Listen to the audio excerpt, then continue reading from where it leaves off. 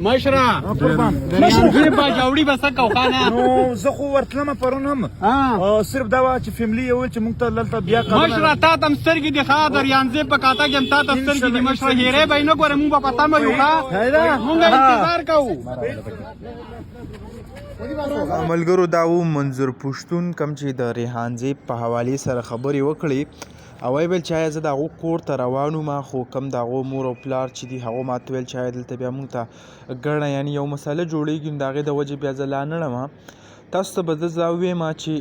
منظور پښتون چې دی هغه لکه تقریبا 3-4 ورځې وشوې چې هغه غریب هم د جیل نه آزاد شوی دی په هغې باندې هم داسې کیسونه جوړېږي لکه وزیرستان کې کم راوتی او احتجاجي لارون دپاره خپل کم تپوس چې دی هغه یې کوو او په هغې کې په اپایار وشو او د هغې د وجې نه هغه بیا جیل ته لاړو تقریبا 2-3 میاشتې بیا په جیل کې یو څو ورځې وشوې چې راووتو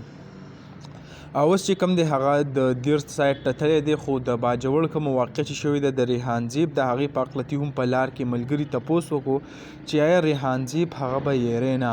نو منظور پښتون چې دی هغه جواب ورکړو چې زه روان هم هلته خو د بده مرغه کوم مور او پلار یې ماته داسې خبره وکړه چې آیا دلته ګڼه یا څه جوړېږي هغو ته پې څه تکلیف رسي نو د هغې وجې نه بیا زه هغه پاتې شوم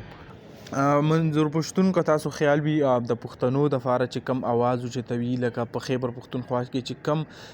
څه شوي دي او څه روان دي د هغې په هکله باندې کمې خبرې چې کوي وایي آیا زمونږ کم قتلونه چې کېږي زمونږ کم مرګونه چې کېږي وایي اخر دا ولې کېږي یعنې مونږ څه غلطي کړې ده چې داسې قصې زمونږ سره کېږي نو بس الله تعالی دې وکړي چې د ریحان زیب کم قاتل چې دی هغه زر تر زره مخې ته راشي او د هغې کم مور او پلار ته چې دی هغه انصاف میلاو شي نو دغه کومه لنډه شان ویډیو هغه هم تاسو سره شریک کوله